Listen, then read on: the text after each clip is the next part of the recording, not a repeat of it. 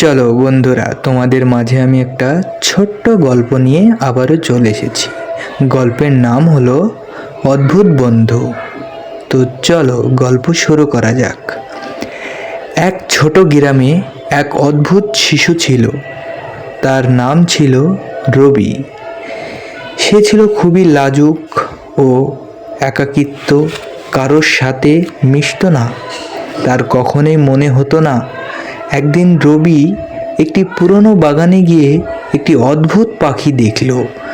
পাখিটি ছিল রঙিন, পালক সহ, তবে তার চোখে ছিল খুব বড় এবং উজ্জ্বল। পাখিটি রবির কাছে এসে বলল, তুমি কি আমাকে বন্ধু বানাবে? রবি ভীতু হয়ে পাখিটাকে দেখল, কিন্তু পাখির কথা শুনে তার ভেতরে কিছু একটা নতুন অনুভূতি জেগে উঠল। সে বলল, তুমি আমার বন্ধু হতে চাও?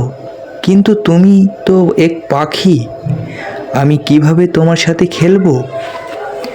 পাখিটি হেসে বলল, বন্ধুত্ব কখনো আকারের বা গায়ের রং বিষয়ে নয়।